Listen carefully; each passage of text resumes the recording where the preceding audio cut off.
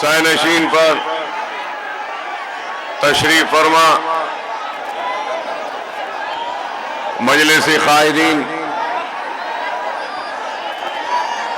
सुनने वाले बुजुर्गों, नौजवान साथियों और घरों में बैठकर भी सुनने वाली मेरी इज्जत मां, पर्दानशीन मां और बहनों, हज़रात, इंतखाबात का ऐलान हो चुका है और महाराष्ट्र के आपके असेंबली इंतखाबात में कई सियासी जमातें वो कई उम्मीदवार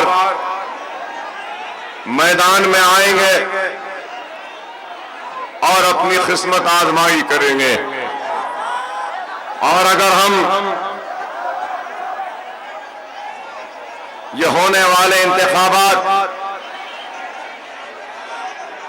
पर अगर नजर डालते हैं तो इस इंतखाबात में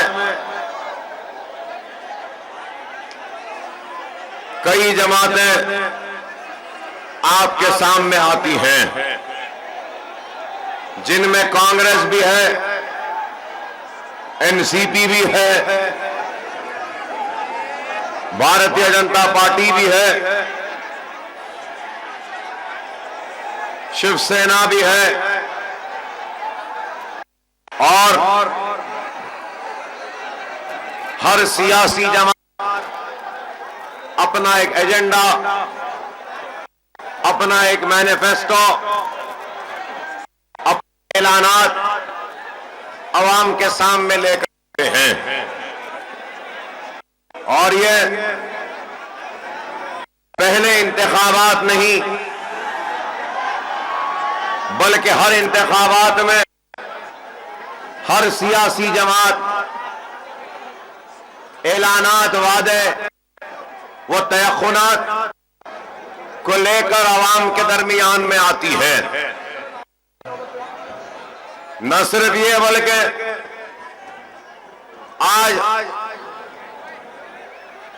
इस इंतखाबात में ही नहीं बल्कि सारे हिंदुस्तान में एक तरफ फिरका परस्त कुव्वतें हैं तो दूसरी तरफ सेक्युलरिज्म की दुहाई देकर, सेक्युलरिज्म की बात कर कर अपने आप को अवाम के दरमियान में लाने वाली जमातें हैं। तो आज सवाल यह पैदा है कि हिंदुस्तान की आजादी के में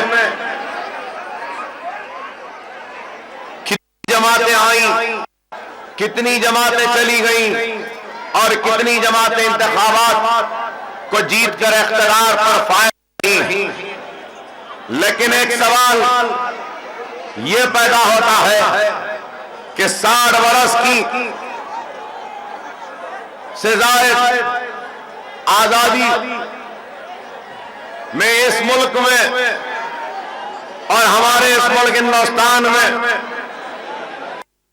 आगे बढ़ाया जाता है, लेकिन 60 वर्ष का वक्त गुजर चुका, हमारा हाल जैसा 60 वर्ष था आज भी वैसी है। और ये बात सिर्फ मैं नहीं कह रहा हूं बल्कि हालिया अरसे में आपने देखा कि सच्चर कमेटी की रिपोर्ट आई या रंगनाथ मिश्रा कमेटी की रिपोर्ट आई या फिर आपके रियासत महाराष्ट्र में महमूद रहमान कमेटी की रिपोर्ट आई। तो इन सारे रिपोर्टों ने 60 वर्ष पहले जिन लोगों की पसमानदगी का, कमजोरी का, बेबसी का, लाचारी का पुलिसी का बेचैनी का इजहार किया था, तो फिर यह सच्चर कमेटी ने भी उन्हीं बातों की तौसीक की और कहा कि हिंदुस्तान में सबसे पीछे, सबसे पिछड़े हुए, सबसे कमजोर अगर कोई है, ऐसा कुछ किया गया या नहीं किया गया। 60 बरस में सिर्फ वादे, तयखुनात, और क्या मिला हमको? सिर्फ वादे किए, दिल्ली में जन्नत दिखाते रहे, हमको सुनहरा ख्वाब दिखाया और एक रोशन मुस्तकबिल की बात कही, लेकिन आज भी हमारा मुस्तकबिल तारीकी में डूबा हुआ आता है। आज भी हमारे बस्तियां नजर है, लाइट और पानी के मोहताज है, तो स्कूल और कॉलेजेस के लिए तड़प रहे हैं। तो हमारी बच्चियां, हमारे बच्चे और हमारे बड़े जब बीमार होते हैं तो इलाज के लिए तड़प रहे हैं, और हम सिसकियां ले रहे हैं और तड़प में है कि कोई आए, कोई हमें पूछे, कोई हमारी मुफलिसी को दूर करे, कोई हमारी परेशानी को दूर करे, कोई हमारी पसमानदगी को दूर करे, कोई हमारे कमजोरी को दूर करे, कोई हमारे बीमारी को दूर करे, कोई हमारे तालीम के जो देना है वो फराम करे, कोई आज आकर हमारे बस्तियों के हाल को अच्छा करे। लेकिन कौन है? कोई नहीं।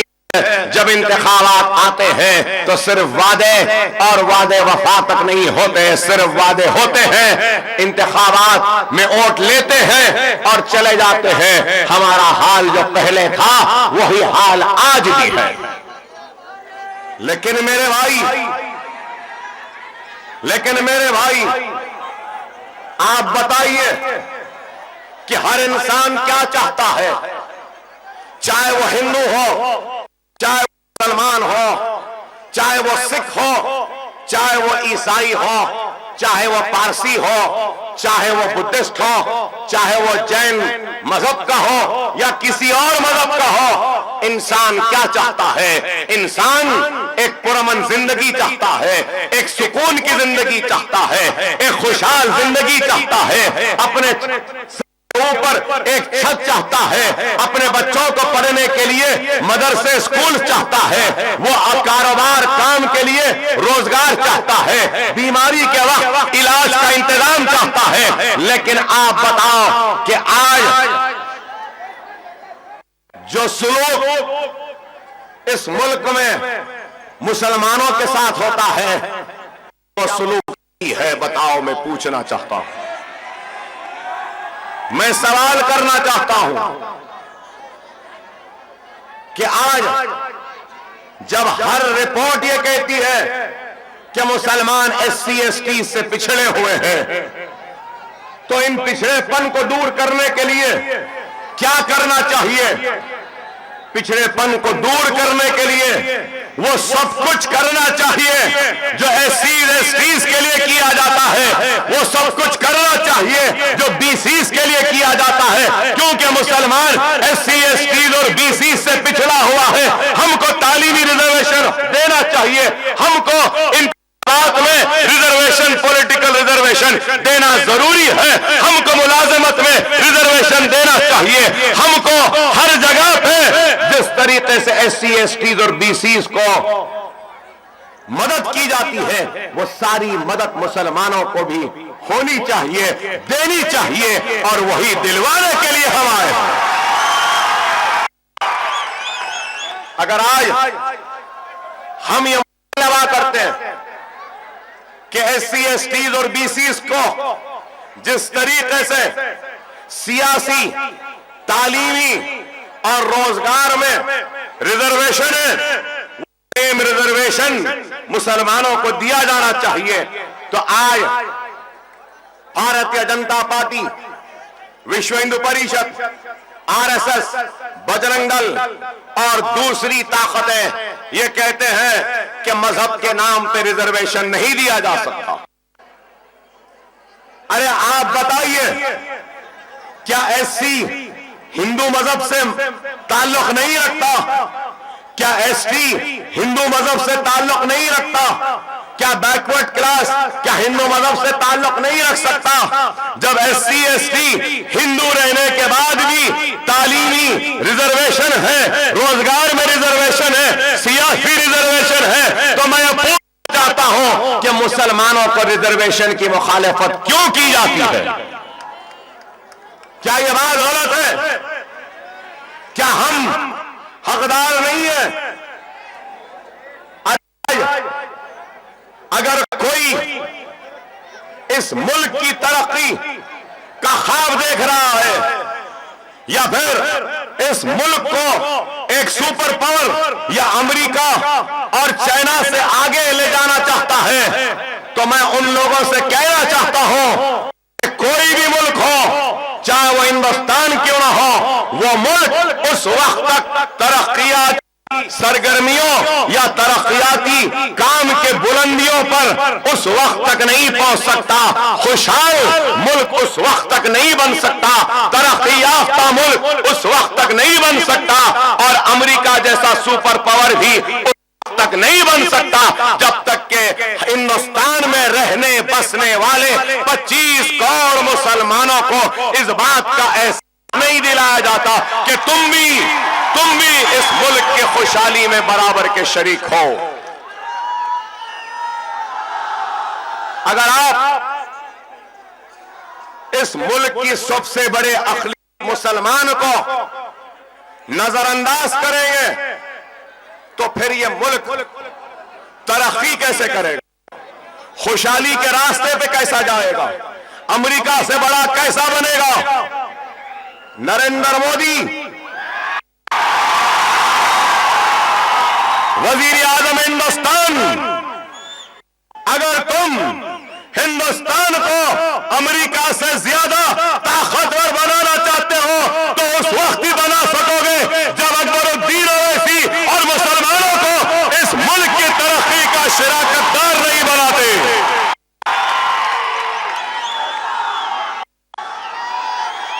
हमको भी हिस्सा बनाओ, हमको भी इस मुल्क की तरक्की का हिस्सा बनाओ, हमको भी इस मुल्क के खुशहाली का हिस्सा बनाओ, हमको भी इस मुल्क की नेकनामी का हिस्सा बनाओ, हमको भी इस मुल्क को सुपर पावर बनाने का शिराकतदार बनाओ। तो फिर देखो ये मुल्क दुनिया का सबसे बड़ा मुल्क सिर्फ बड़ा नहीं रहेगा बल्कि दुनिया का सबसे ताकतवर मुल्क बन जाएगा। लेकिन ये लोग जब हम अपने हक की बात करते हैं तो हमको शक की नजर से देखा जाता है। हम अपने इंसाफ की बात करते हैं, शक की नजर से देखा जाता है। अपनी हक की बात करते हैं तो हमको शुबह की नजर से देखा जाता है। अरे क्यों शक करते हो हम पर, क्यों शुबह करते हो हम पर? अरे ये मुल्क हमारा था, हमारा है, हमारा रहेगा। इस मुल्क को हमने सजाया है, संवारा है, इस मुल्क की खूबसूरती में हमने 4 चांद लगाए हैं। क्या कोई इस बात से इनकार करेगा कि हम ही मुसलमान थे, हमारे ही आबा व अजदाद थे, हमारे ही असलाफ थे जिन्होंने इस मुल्क को कुतुब मीनार की बुलंदी दी थी, तो ताजमहल की खूबसूरती दी है। और आज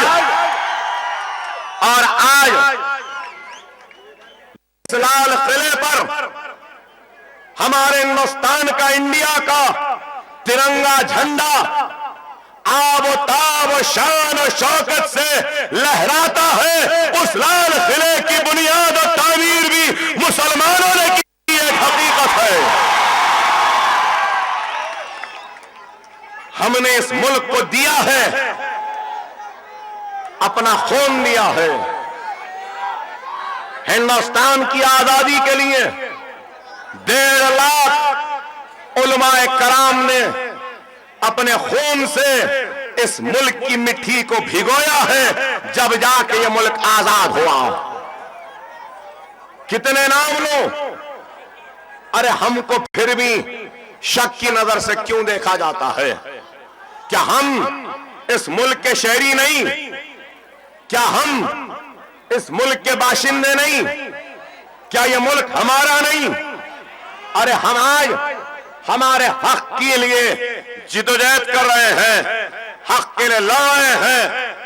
हमारी इस जिदोजहद, हमारी ये लड़ाई दस्तूर के दायरे में रहकर लड़ी जाएगी, जमहूरियत के दायरे में रहकर लड़ी जाएगी। और जमहूरी वो दस्तूरी जिद्दोजहद की कामयाब मिसाल अगर इस मुल्क में कोई मौजूद है तो अल्हम्दुलिल्लाह वो मजलिस इत्तेहादुल मुस्लिमीन है। हमने जमहूरी व दस्तूरी जिद्दोजहद के जरिए हमारे हक को हासिल किया, इंसाफ हासिल किया और हुकूमत के इंतजार में नहीं रहे।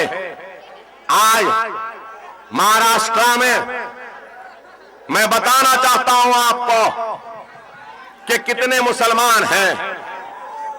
आज महाराष्ट्र में करीब 16% मुसलमान हैं और उनकी आबादी को देखें तो करीब 1.5 करोड़ की आबादी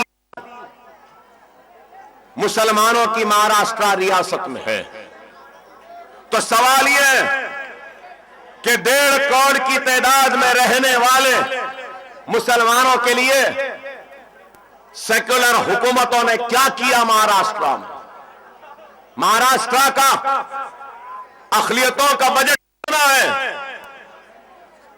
350 करोड़ था, बढ़ाया गया, 500 हुआ, 500 खर्च भी नहीं हुए, 300 हुए, 200 वैसे ही पड़े हैं। मौलाना आजाद फाइनेंस कॉरपोरेशन के लिए पैसा दिया गया तो मौलाना आजाद फाइनेंस कॉरपोरेशन के चेयरमैनों ने एक बैंक से दूसरे बैंक में करोड़ों रुपया रखाकर कमीशन अपने जेब में डाला, लेकिन किसी मुसलमानों को, अखिलियतों को कोई खर्च नहीं दिया, ना रोजगार के लिए, ना तालीम के लिए, ना घर के लिए, ना दुकान के लिए, ना मकान के लिए।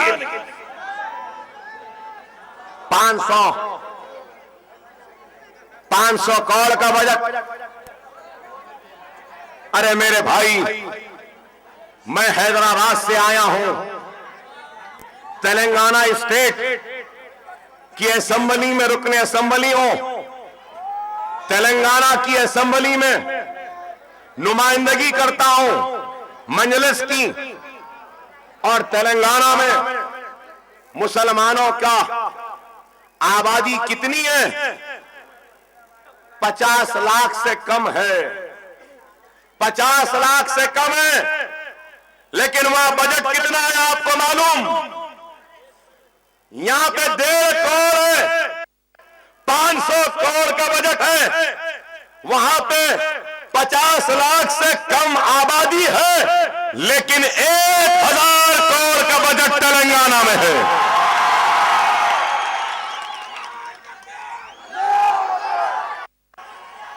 और फिर हमारे रियासत में ग्रेजुएट्स कितने होते हैं? बच्चे 10%। सरकारी मुलाजमत में मुसलमानों का तनासुब 7.5%। पुलिस में मुसलमानों का तनासुब 10%। महाराष्ट्र में ग्रेजुएट कितने होते हैं?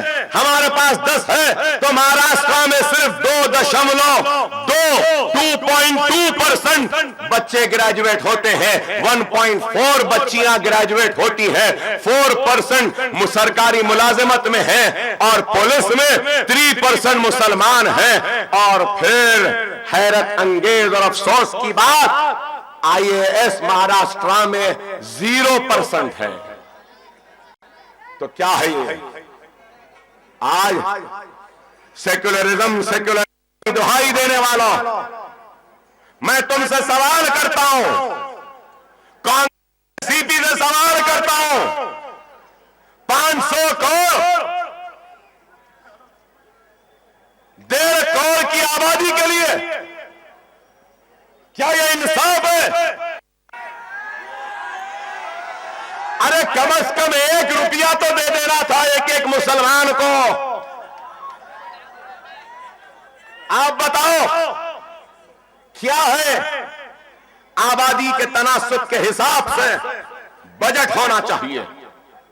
ना पैसा ही मिलता है, ना नौकरी ही मिलती है, ना रोजगार ही मिलता है, ना हाउसिंग में देखिए महाराष्ट्र में कितने घर बने और बने हुए घरों में कितने मुसलमानों को दिए। आज मैं जहां तक देख रहा हूं सरों का समंदर है, करीब 60-70 हजार का मजमा होगा या 50,000 का मजमा होगा। नहीं, नारे नहीं सुने मेरी बात को। मैं इस मजमे में खड़े नांदेड़ के गयूर मुसलमानों से सवाल करता हूं, इस मजमे में से एक भी अगर आदमी है तो वह हाथ उठाकर कह दे मुझसे कि महाराष्ट्र की हुकूमत की तरफ से क्या एक को भी इस मजमे में से घर मिला। मैं वहां भी पूछूंगा क्या मिला उधर, क्या इधर मिला, क्या एक भी बच्चे को कर्ज मिला मौलाना आजाद फाइनेंस कॉरपोरेशन से, दुकान के लिए मिला, मकान के लिए मिला, रोजगार के लिए मिला, तो फिर पैसा गया कहां। ये कांग्रेसी और एनसीपी के गुलामों के जेबों में गया। तो आज आप बताइए, मैं आया हूं यहां पर तो क्यों आया हूं, किस लिए आया हूं, मकसद क्या है, इरादा क्या है और मैं चाहता क्या हूं, ये एक सवाल है। खैर सवाल का जवाब मैं दूंगा, लेकिन उससे पहले और एक बात कहूंगा। क्या मेरे नांदेड़ के प्यारे मुसलमानों, क्या आप जानते हैं कि 10 बरस एनसीपी और कांग्रेस के 10 बरस में 333 कितने 333 मुसलमान लड़के जो पुलिस के हिरासत में थे, पुलिस कस्टडी में उनको मौत वाक़ई हुई। अब नहीं मालूम मर गए या मारे गए, लेकिन 333 मुसलमान लड़के पुलिस तहवील में 10 बरस में मर जाते हैं और महाराष्ट्र का हाईकोर्ट पूछता है कि क्या बात है कि पुलिस कस्टडी में सिर्फ मुसलमान ही मरते हैं। ये मैं नहीं, महाराष्ट्र के हाईकोर्ट ने पूछा। बताइए, कोई जवाब है? कांग्रेस एनसीपी वालों, हमारे पास क्या कोई जवाब है? नहीं है। महाराष्ट्र की जेलों में, पूरे महाराष्ट्र की जेलों में जितने भी कैदियां हैं, उन कैदियों में 40% कौन है मालूम? 40%। अगर 100 कैदी पूरे महाराष्ट्र की जेलों में है तो 40 कैदी मुसलमान है। क्या हमारी किस्मत जेलों की है? क्या हमारा नसीब पुलिस के कस्टडी में मरना है? क्या हमारे फंड्स को ले जाकर दूसरे बैंकों में रखाकर जेबों में पैसा भर, ये सेकुलरिज्म है? आप बताओ मेरे भाई कि आज हम अगर आए तो क्यों आए हैं? अकबरुद्दीन ओवैसी आया है या खड़ा है तो क्यों खड़ा है? आपसे मुखातिब है तो क्यों मुखातिब है? मजलिस आई तो क्यों आई है? मजलिस आई है तो आपके वजूद का एहसास दिलाने के लिए आई है। मजलिस आई है तो इनको बताने आई है कि यहां महाराष्ट्र में भी मुसलमान रहते हैं, बसते हैं, वो जिंदा है, मुर्दा नहीं हुए अभी।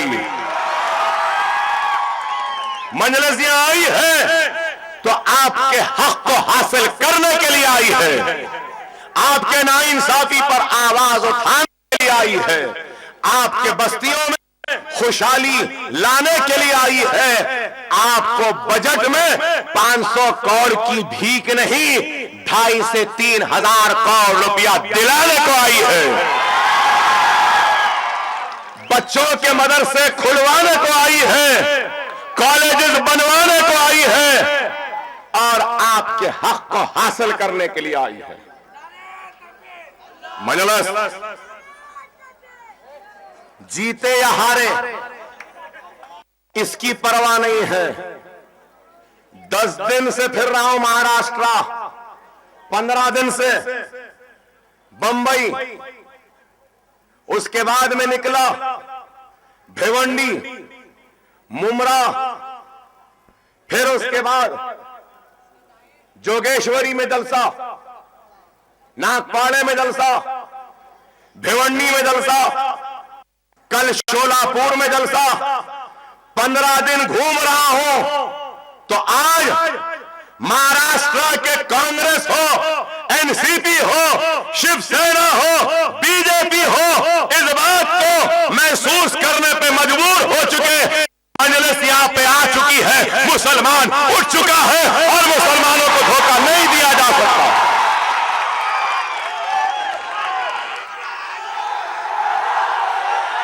क्या वावेला नहीं मच गया? क्या तूफान बर्पा नहीं हो गया? हर की रातों की नींद क्या उड़ नहीं गई? अरे हारो या जीतो, हमने मुसलमानों के वजूद का एहसास दिला दिया। उन लोगों को जो मुसलमानों को मुर्दा समझते थे, हमने बता दिया कि हम मुर्दा नहीं, हम जिंदा कौम हैं। अब हमको कोई नजरअंदाज नहीं कर सकता, अब हमको कोई हथेली में जन्नत नहीं दिखा सकता, कोई हमको झूठे वादे कर कर बहलाया नहीं जा सकता, झूठे तयखुनात के जरिए हमको फुसलाया नहीं जा सकता। अब कोई भी हो, करना होगा। लोग कहते हैं मजलिस के आने से सेक्युलरिज्म वोट बट रहे हैं। अरे सेक्युलरिज्म की बात करने वालों, क्या यह मजमा गवाह नहीं है कि मुसलमान एक तरफ है, सेक्युलरिज्म एक तरफ है, और वो एक तरफ क्या है? वो एक तरफ मजलिस इत्तेहादुल मुस्लिमीन है। क्या गलत है? अरे आज मैं कहूंगा सेक्युलरिज्म सेक्युलरिज्म की बात करने वालों, मजलिस आई तो मजलिस आते ही आते काम शुरू कर दिया। आप बोलेंगे कैसा करें? अरे मजलिस आई और मजलिस के आने का नतीजा देखिए। लोग बोल रहे थे सेक्युलर हट जाएंगे, बीजेपी सेना जीत जाएगी, तकसीम हो जाएंगे, मजलिस बांट रही है, कुछ काम नहीं कर सकती। अरे बाबा, हमने आते की आते सबसे पहला काम जो किया वो ये किया कि कांग्रेस एनसीपी के चौखटों पर बिल्कुल ही, मैं बोलना नहीं चाहता, बिल्कुल ही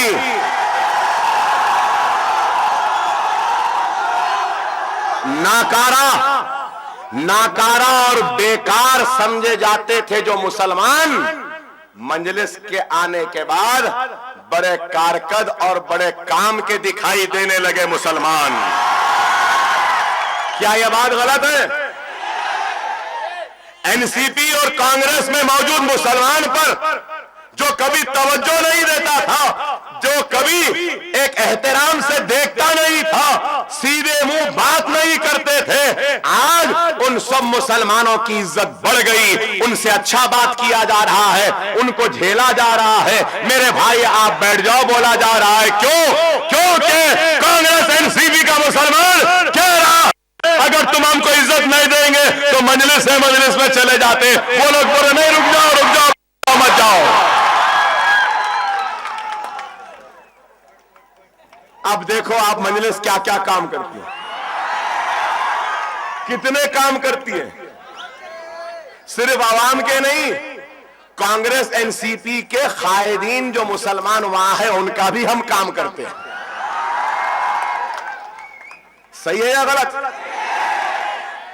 न सिर्फ ये, कितने पोस्ट वेकेंट थे, वक्फ बोर्ड के अराकीन खाली थे, माइनॉरिटी कमीशन खाली था, हाउसिंग बोर्ड खाली था और कई खाली थे।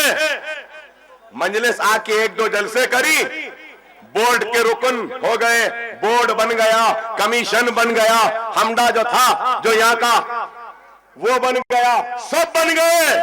ऐसे फकीरों की जिंदगी गुजारने वालों को बैठने के लिए लाल बत्ती के गाड़ियां भी मिल गई। क्या ये हमारा कारनामा नहीं है? बताओ। अरे मजलिस नहीं होती तो इतनी इज्जत मिलती, लाल बत्ती मिलती, लाल बत्ती की गाड़ी मिलती, इतना पहचान मिलता, तो फिर शुक्रिया तो मजलिस का बोलना ना।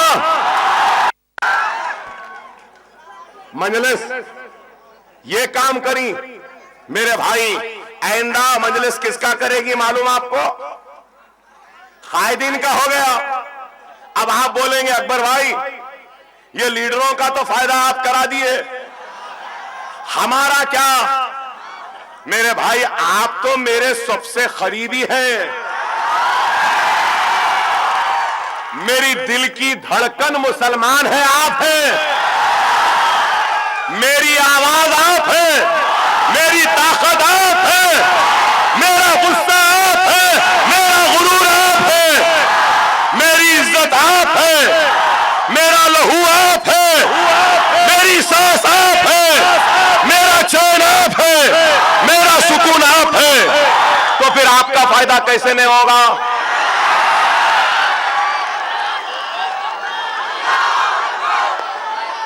कल को 5 बरस पहले अगर किसी को 100 रुपये थे, अल्हम्दुलिल्लाह महाराष्ट्र के इलेक्शन का भाव अगर वैसी बढ़ा दिया है, अब 1000 देना पड़ेगा। इलेक्शन महंगा हो गया, अब तो पैसा देना ही पड़ेगा। 60 बरस से लूटते लूटते जेब भरे हैं, 1 महीना आप इनको लूट लेना मेरे से। जीतना है नहीं निकालते भाई, आप लोगों का भी फायदा मैं करा रहा हूं। अब आप लोगों के फायदे के बाद आप लोगों का फर्ज है कि मेरा भी फायदा करना ना भाई, है ना? करेंगे ना? कैसा करना वो तरकीब भी मैं बोलता हूं। बोलो, नोट उनका, वोट मजलिस का, जितना दिया लेना और पोलिंग बूथ में जाके मजलिस के नाम का बटन दबाना। करेंगे ना? अरे मेरे भाई, आज मजलिस असेंबली में गए नहीं, लेकिन काम कराना शुरू कर दी। ऐसी पार्टी कोई है? कोई हो सकती? नहीं भाई, ये हुनर हमारे पास ही अल्लाह दिया सो है। इसलिए तो कहते हैं सियासत हमारे घर की लौंडी है। सियासत कैसा करना हमको आता है। लेकिन मेरे भाई याद रखो, अगर आज हमको इस हिंदुस्तान में अपने खोए हुए मुकाम को हासिल करना है, इज्जत को बहाल करना है, वक़ार को हासिल करना है, शान को वापस है, शौकत को वापस लाना है, बस्तियों में खुशहाली लाना है, हमारे खून का हिसाब मांगना है, हमारे बच्चों को जेलों से छुड़ाना है, या फिर हमारे बच्चों को पुलिस कस्टडी में मरने से रोकना है, तो सिर्फ और सिर्फ हमको अपने अख्तिलाफात को खत्म करते हुए एक मरकज़ सियासी पर एक होकर, नेक होकर हमको जमा होना होगा। अगर हम एक नहीं होंगे तो फिर हम नेक भी नहीं हो सकते, और जब नेक नहीं होंगे तो फिर हम कामयाब नहीं हो सकते, और जब कामयाब नहीं होंगे तो फिर नाइंसाफियों का सिलसिला जिस तरीके से चलता रहा वैसे ही आगे भी चलता रहेगा, चलता रहेगा, कोई नहीं होगा रोकने वाला। अरे आप गौर करो, ये मुल्क कहां जा रहा है? आज ये मुल्क तेजी से फिरका परस्ती की तरफ बढ़ रहा है। जब से चीख लिए, चिल्ला लिए, बहुत 10 मिनट के लिए खामोशी और सन्नाटे को पैदा करो। ऐ मेरे नांदेड़ के कईयों मुसलमानों, मैं तुम्हें तस्वीर दिखा रहा हूं इस मुल्क की, जो मुल्क हमारा है, जिस मुल्क को हमने सजाया है, संवारा है।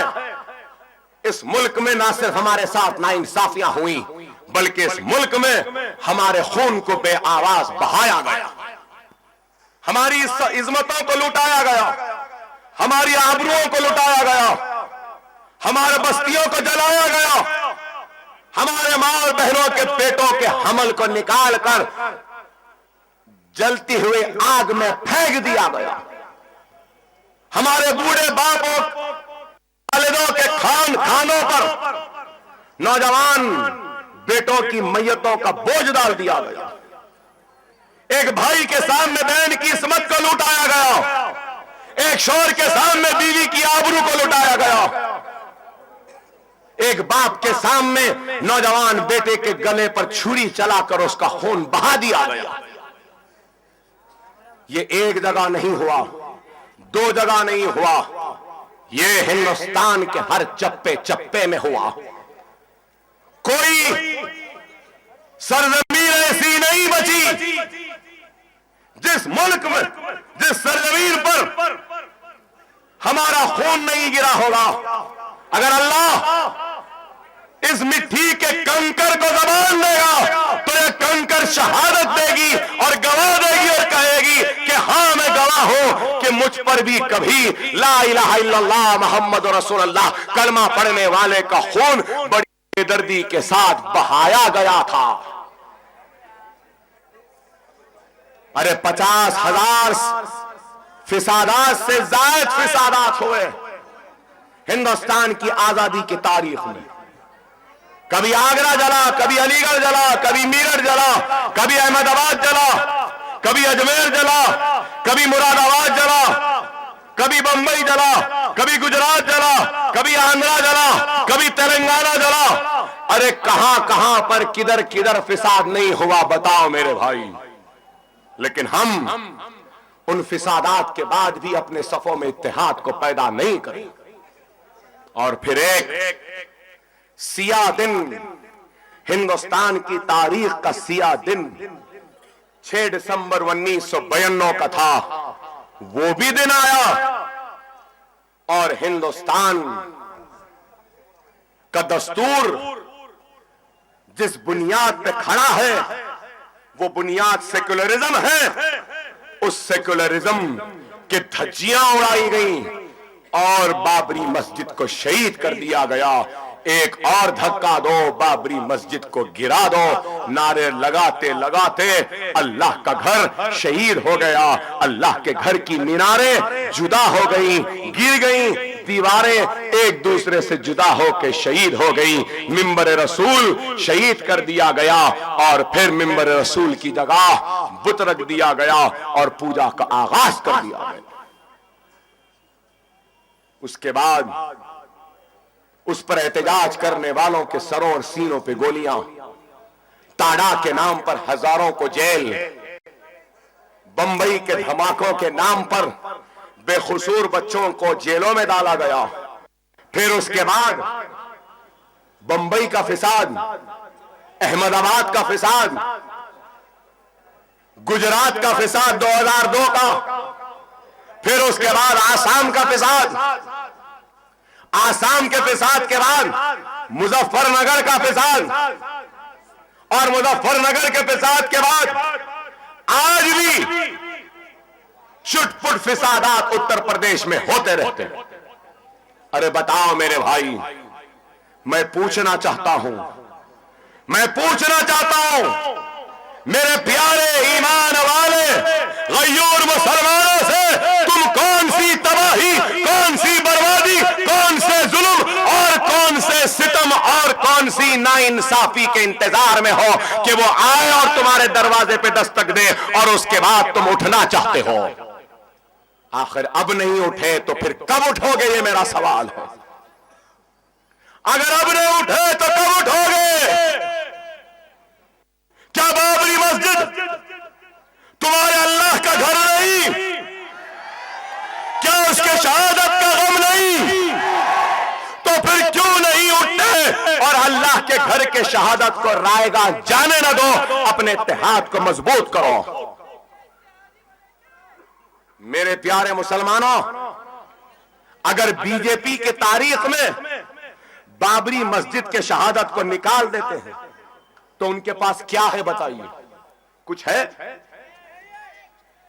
बाबरी मस्जिद को शहीद करने का, चाहे वो इनाम कह लो या चाहे वो कुछ भी कह लो, दिल्ली का तख्त मिल गया, बाबरी मस्जिद शहीद नहीं होती तो इनके पास क्या था? इनकी पहचान के लिए क्या था? इनकी ताकत के लिए क्या था? इनकी खुवत के लिए क्या था? कुछ भी नहीं था। और इन्होंने बाबरी मस्जिद को शहीद किया, दिल्ली के तख्त तक पहुंच गए। 80 के दहे में सिर्फ 2 अराकीन पार्लियामेंट थे और आज इनके 280 तक पहुंच गए। तो गौर करो, मस्जिद किसकी थी? शहीद मस्जिद किसकी हुई? मिंबर रसूल शहीद किसका हुआ? सरों और सीनों पे गोलियां किसके चली? इज्जतें इस्मतें फिसादात में किसकी लुटी? वो लूटते लूटते दिल्ली के तख्त तक पहुंच गए। हम लुटते लुटते लुटते लुटते एक अब तक नहीं हुए। तो पूछना चाहता हूं मेरे प्यारे मुसलमानों, तुम आखिर एक कब हो?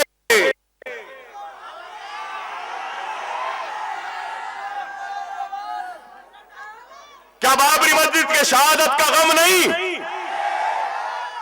क्या अल्लाह के घर की शहादत का गम नहीं? अगर है तो मेरी इस बात को गौर से सुनो। अल्लाह के घर की हिफाजत अल्लाह से बढ़ के अल्लाह के बंदे हरगिज़ ख़तई नहीं कर सकते। सही है या गलत? एक भी पत्ता अल्लाह की मर्जी के बगैर नहीं हिलता। तो फिर अल्लाह ने अपने घर की शहादत की मंजूरी क्यों दी? क्यों दी? क्यों दी? क्या तुमने कभी सोचा है? क्या तुमने कभी गौर किया है? अल्लाह ने अपने घर की शहादत की मंजूरी इसलिए दी क्योंकि अल्लाह सुब्हानहू व तआला अपने घर के शहादत के जरिए हिंदुस्तान के 25 करोड़ सोते हुए मुसलमानों को उनके ख्वाब गफलत की नींद से बेदार करना चाहता था। और ये कहना चाहता था, एक मस्जिद को देखो और 3000 मसाजिदों को बचाने के लिए उठ जाओ मुसलमानों।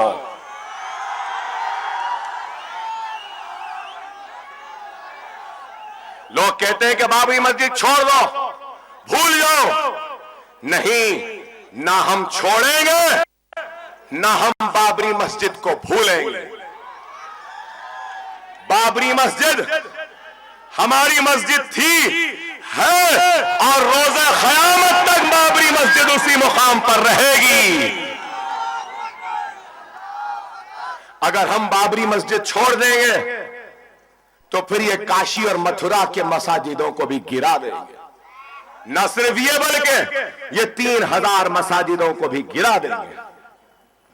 और मेरा ईमान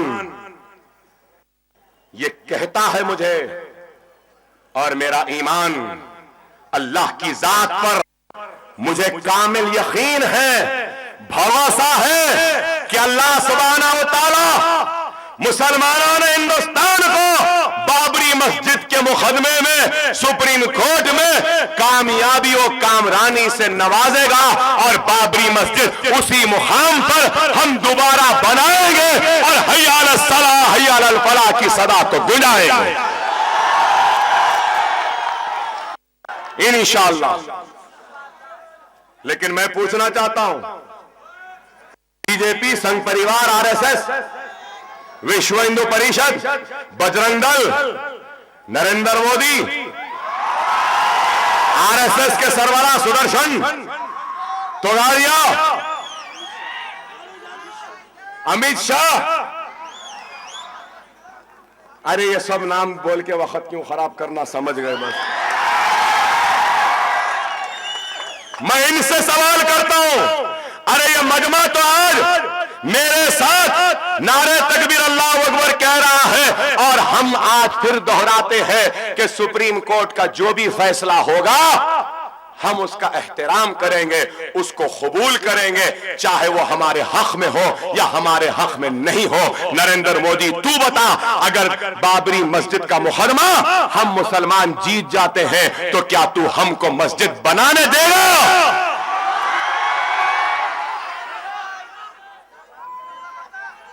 ये लोग नहीं मानेंगे, बोल भी रहे हैं कि सुप्रीम कोर्ट का फैसला नहीं मानेंगे, इनके ऊपर कोई कार्रवाई नहीं। अकबरुद्दीन ओवैसी हमारी तकलीफ पे आह कहता है, हमारे दर्द पे उह कहता है, तो हमको कहीं पे भी खिताब करने की इजाजत नहीं देते। अरे तुम मेरे घर को गिरा दिए, मैं आह नहीं करना। तुम मेरे बच्चों को जेल में डाल दिए, मैं आह नहीं करना। तुम गुजरात के नाम पर मेरी इज्जतों को, इस्मतों को लुटवा दिए, मैं आह नहीं करना। तुम एहसान जाफरी का कत्ल कर दिए, जिंदा जला दिए, मैं आह नहीं करना। नरोड़ा पाडिया में तुमने कई मुसलमानों का कत्लेआम कर दिया, मैं आह नहीं करना। बेज बेकरी केस में तुमने बेकरी के अंदर डाल के मेरे भाइयों बहनों को, बच्चों को जला दिया, मैं आह नहीं करना। मुजफ्फरनगर में हमारी इज्जतों को लुटवा दिया, हम आह नहीं करना। आसाम में हमको तबाह कर दिया, हम आह नहीं करना। रिलीफ कैंपों में हमको लाके डाल दिया, हम आह नहीं करना। अरे बताओ, हम आह नहीं करना, क्या ये इंसाफ है? तुम कहते हो कि हिंदुस्तान में जो भी रहने वाला, चाहे वो मुसलमान क्यों ना हो, वो हिंदू है, हम आह नहीं करना। एक कहता है कि मुसलमानों में राम का खून है, हम आह नहीं करना। एक कहता है कि मुसलमानों को घर न दे, उनको बाहर निकाल ले, हम आह नहीं करना। और एक कहता है कि मुसलमानों को पाकिस्तान चले जाना चाहिए, हम आह नहीं करना। एक कहता है लव जिहाद, हम आह नहीं करना। तुम जो चाहे बोलेंगे, हम कुछ नहीं बोलना। अरे नादानो, ना समझो वो दिन गए जब हम गूंगे थे, बहरे थे।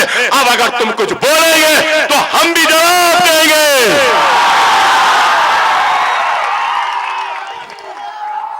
हम गूंगे नहीं है। जब हम बोलने लगते हैं तो दुनिया ने देखा कि हिंदुस्तान हिलने लग जाता है। हमारे जबान ना लगो,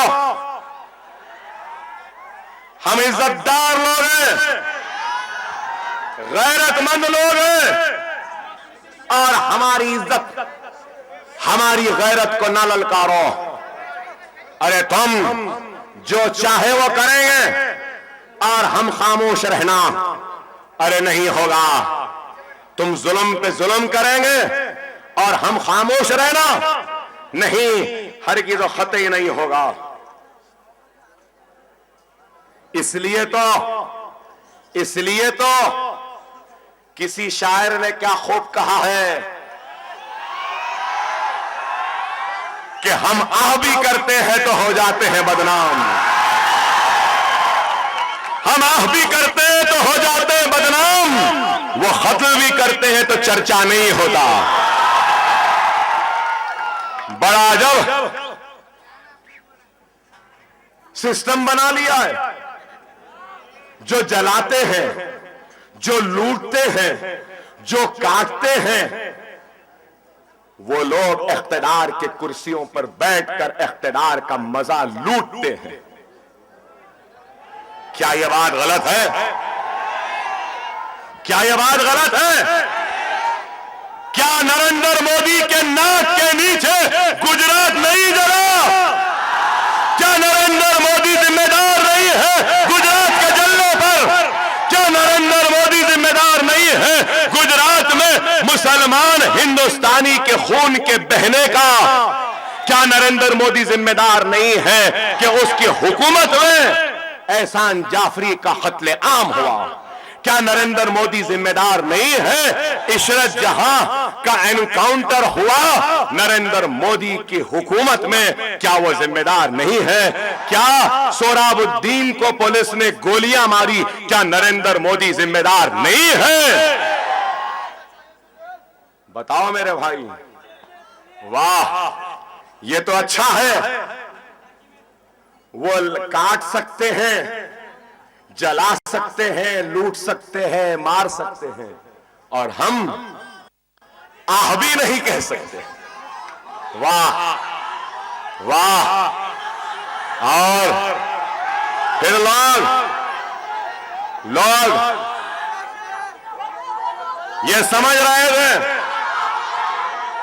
लोग ये समझ रहे हैं कि 2014 के इलेक्शन के बाद मैं जहां भी जाता मुझसे लोग पूछते, अकबर साहब मोदी आ गई अब क्या होगा? अकबर साहब मोदी आ गई अब कैसा होगा? अब क्या होगा?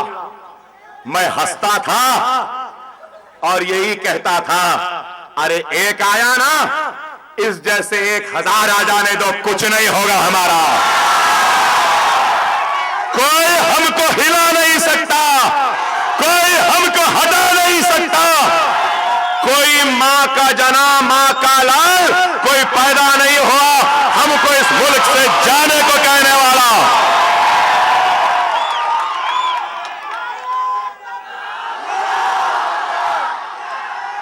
डर और मुसलमान एक साथ नहीं चलते। डर अलग है, डर को डराने वाले का नाम मुसलमान है। इल्लल्लज़ीन आमनू व अमिलुस सालिहात, तुम्हारा अमल अगर सच्चा व सालेह है तो अल्लाह तुमको कामयाब व कामरान करेगा।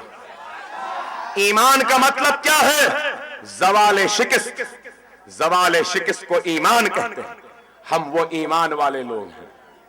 और आज लोग समझ रहे हैं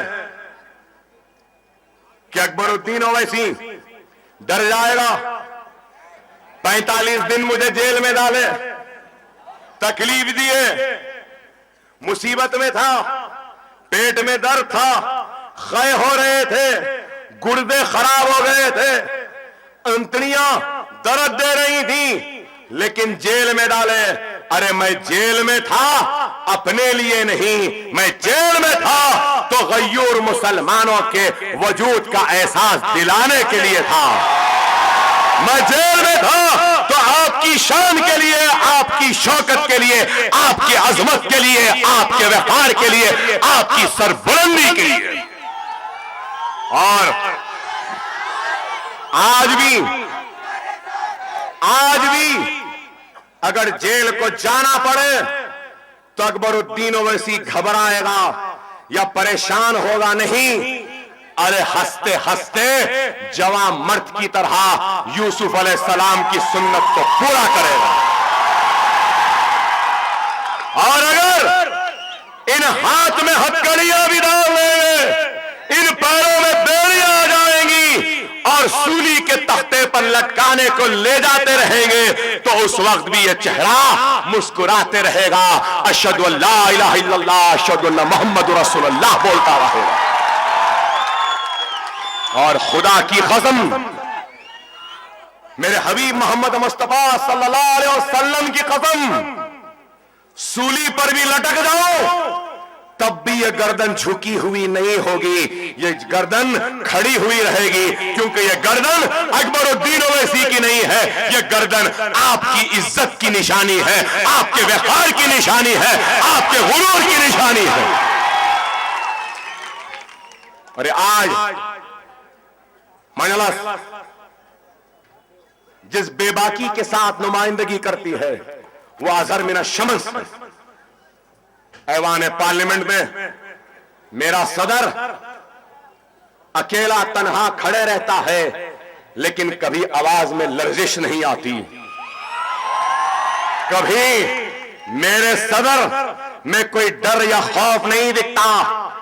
अरे तन्हा खड़ा रहता है और हक गोई करता है, और मुसलमानों के दुआओं का, उनके एतमाद का, उनके भरोसे का हक हर मर्तबा जभी भी पार्लियामेंट में उठता है अदा कर कर बेबाकी के साथ मुस्कुराते हुए ऐवान पार्लियामेंट से मुखातिब होकर बाहर निकलता। अरे है कोई इस मुल्क में मेरे सदर जैसा मर्द मुजाहिद कोई है तो आ जाए। और ये भी जरूर कहूंगा कि अगर मर्द मुजाहिद है तो अल्हम्दुलिल्लाह ये मर्द मुजाहिद असदुद्दीन ओवैसी व अकबरुद्दीन ओवैसी के आबा वजदाद इसी सरजमीन नांदेड़ के रहने वाले थे। नांदेड़ वाला ही मर्द मुजाहिद है।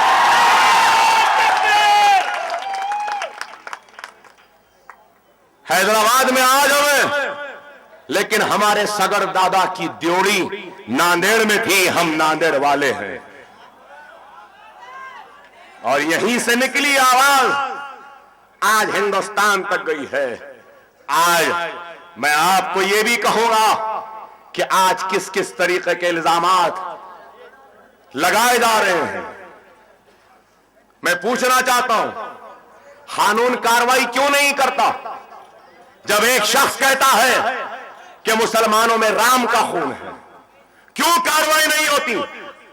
क्या कानून के पास वो ताकत नहीं कार्रवाई करने के लिए? क्या कानून के पास वो ताकत नहीं जो कहता है कि मुसलमानों के रगों में राम का खून है, उनको गिरफ्तार करने की?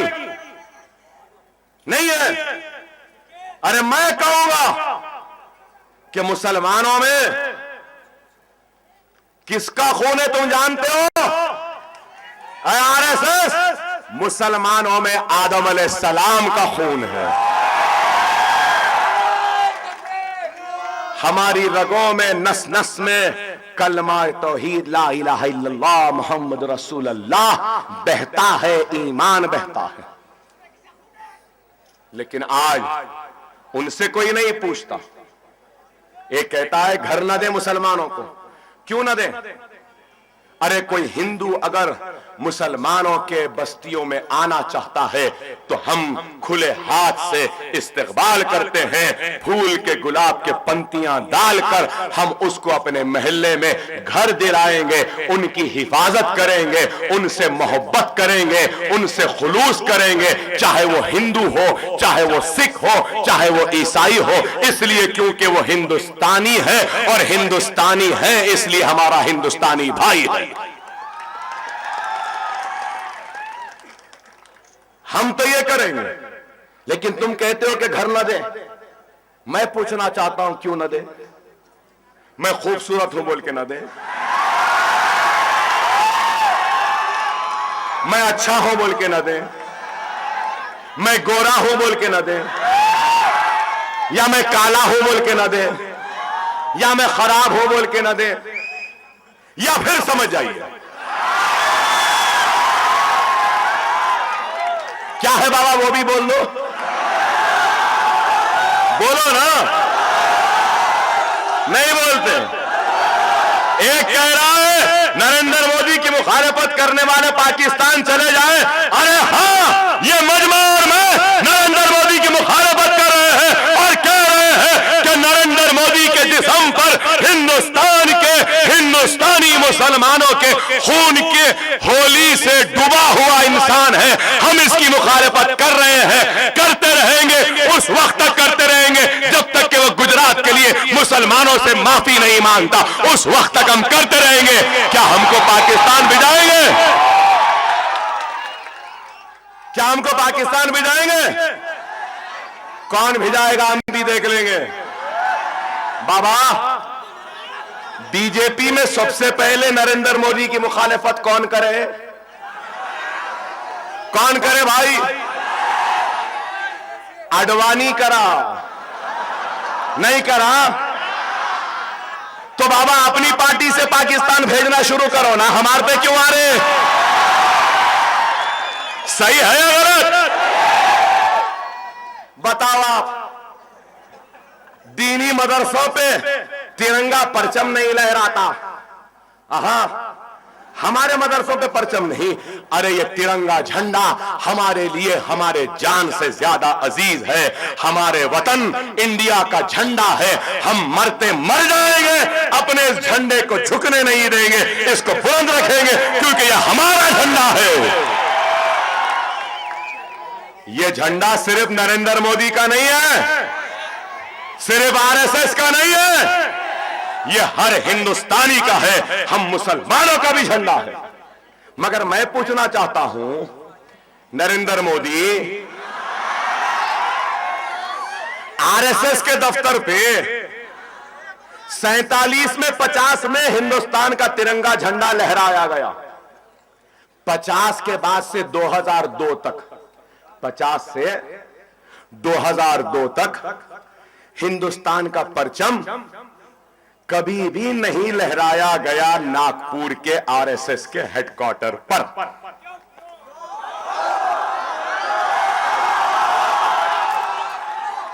क्यों नहीं लहराए? इस वास्ते के बाबा साहब अंबेडकर ने दस्तूर को सेक्युलरिज्म बनाया था, हिंदुत्व हिंदू राष्ट्र नहीं बनाया, इसलिए नहीं लहराए थे। और फिर आज हमारे दीनी दरसगाह पे, अरे तुम अपनी बात करो, हमारा छोड़ो। लव जिहाद, अरे लव अलग है, लव अलग है, जिहाद मुकद्दस चीज है, इस बात से इनकार नहीं किया जा सकता। लेकिन लव का जिहाद से क्या ताल्लुक? कुछ तो भी बोलना बस। वो तो अच्छा हुआ योगी आदित्यनाथ, नरेंद्र मोदी, बीजेपी, आरएसएस, संघ परिवार, विश्व हिंदू परिषद, अच्छा हुआ लव जिहाद तुमने इस अकबर के दौर में छेड़ा।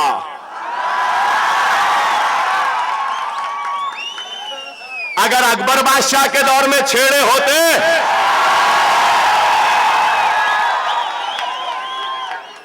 तो फिर राजपूतों की अजमत, राजपूतों की शान, राजपूतों की आन, जोधाबाई मलिकाए हिंदुस्तान न होती। बताओ, सेक्युलरिज्म तुम्हारे पास है, हमारे पास है? क्या हमने राजपूतों की आन बान शान और शौकत को हिंदुस्तान की मलिका नहीं बनाया? बनाया। अरे जिस हैदराबाद से मैं आया हूं, उस हैदराबाद में कुली कुतुब शाह मोहब्बत करते थे भाग्यमती से, और तालाबे चंचलम में अपने मोहब्बत का इजहार करते थे। और जब उस मोहब्बत को भाग्यमती ने कबूल किया तो कुली कुतुब शाह ने भाग्यमती को हैदर महल बनाकर हैदराबाद शहर का वजूद रख दिया और हैदराबाद को बना दिया और बसा दिया। क्या यह सेक्युलरिज्म नहीं? बताओ मेरे भाई, आज हम पे इल्जाम ऐसा क्यों कर रहे हैं, वैसा क्यों कर रहे हैं, ये क्यों बोल रहे हैं, वो क्यों बोल रहे हैं? अरे अब क्या बोलना भाई, आप बताइए। अरे आज मजलिस से घबराए हुए हैं, तो क्यों घबराए हैं? कि मजलिस किसी से डरती नहीं है, किसी से घबराती नहीं है, किसी के सामने झुकती नहीं है। मजलिस सिर्फ डरती है तो अल्लाह से, झुकती है तो सिर्फ अल्लाह के सामने, मांगती है तो सिर्फ बारगाह रब्बुल इज्जत के सामने हाथ फैलाए मांगती है। मेरे प्यारे मुसलमानों, मैं आपसे यही दरखास्त लेकर आया हूं, यही दरखास्त लेकर आया हूं कि मजलिस सिर्फ जबानी जमा खर्च नहीं करती। देर हुई लेकिन काम हो चुका है। दवाखाना खुल गया है, मदरसे खुल गए हैं, जमीन खरीद ली गई है, बड़ी इमारत बनेगी और वो आपके इत्तेहाद की अजमत की निशानी के तौर पर नांदेड़ में खड़े होकर गरीब मुसलमानों के तालीम और सेहत का इंतजाम करेगी। लेकिन मेरे भाई, मैं आज आपके दरमियान में आया हूं तो सिर्फ एक दरखास्त लेकर, एक उम्मीद लेकर कि मेरे प्यारे मुसलमानों, एक हो जाओ, नेक हो जाओ, मसलकी मकतबी इख्तिलाफ को दूर करो। दुश्मन का जब जर्ब लगता है ना, तो ये नहीं देखता कि ये बरेलवी है, ये नहीं देखता ये देवबंदी है, ये नहीं देखता ये अहले हदीसी है, ये नहीं देखता कि ये अहले सुन्नतुल जमात का है, देखता यही है कि ये मुसलमान है। मेरे भाई, खुदा के लिए अपने मसलकी इख्तिलाफ को खत्म करो, मकतबी इख्तिलाफ को खत्म करो, अकायद के इख्तिलाफ को खत्म करो, कलमे की बुनियाद पर एक हो जाओ।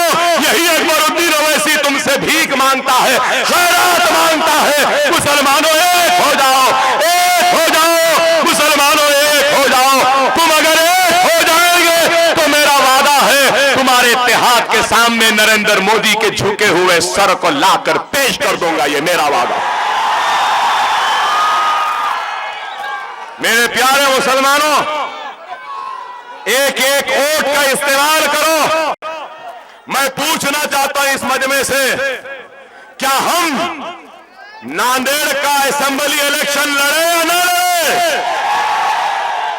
वहां दूर आखिरी लोग सवाल लड़े या न लड़े? यहां भी सवाल लड़े या न लड़े? लड़ेंगे तो आप जिताएंगे ना, जिताएंगे ना। आप से दरखास्त है कि अब 40-50% पोलिंग नहीं करना मेरे भाई, 100% पोलिंग करना, एक एक वोट को इस्तेमाल करना। करेंगे ना? आप इस्तेमाल करो और फिर देखते हैं मजलिस महाराष्ट्र की असेंबली में आएगी तो कोई हमसे बड़ी आवाज में बात तो छोड़ो, घूर के नहीं देख सकता, ऐसी ताकत लेकर हम जाएंगे। मजलिस ऐसा गाल नहीं देगी कि या मार लो या मारे, तो ये गाल नहीं देगी। मजलिस अब उन हाथों को रोकेगी जो हमारे रोजेदारों के रोजे को तोड़ते हैं। हम उनसे भी इंतकाम लेंगे, सियासी इंतकाम लेंगे, जमहूरी इंतकाम लेंगे, दस्तूर के दायरे में रहकर इंतकाम लेंगे। हम आपसे मेरी दर्दमंदाना अपील है, दरखास्त है कि खुदारा मुनज़्ज़म हो जाओ, मुत्तहिद हो जाओ, एक हो जाओ, मजलिस को असेंबली में भिजाओ और फिर देखो मजलिस महाराष्ट्र की असेंबली को हिला देगी, जलजले के झटकों से दहला देगी। आपकी आवाज और आपके हक की लड़ाई लड़कर आपके हक को हासिल करेगी। मैं इतनी देर आपसे मुखातिब था, आपसे खिताब करा। मेरा एक हदिया है, मेरा एक हदिया है, मेरी एक ताकत है, और वो ताकत क्या है? नारे है। और नारा कैसा होना? महाराष्ट्र के सारे जितने ठाकरे हैं ना, वो ठाकरे भी हिल जाए, पवार भी हिल जाए, गांधी भी हिल जाए और गेटवे ऑफ इंडिया तक हमारी आवाज पहुंचे। ऐसी आवाज होना, यह आवाज मेरी हिम्मत है, यह नारा मेरी ताकत है, यह नारा मेरी कुव्वत है, यह नारा मेरा अज़्म है, यह नारा मेरा इरादा है, दुश्मनों का जवाब है नारे तकबीर, नारे तकबीर, नारे तकबीर। व आखिर दावाना अल्हम्दुलिल्लाहि रब्बिल आलमीन।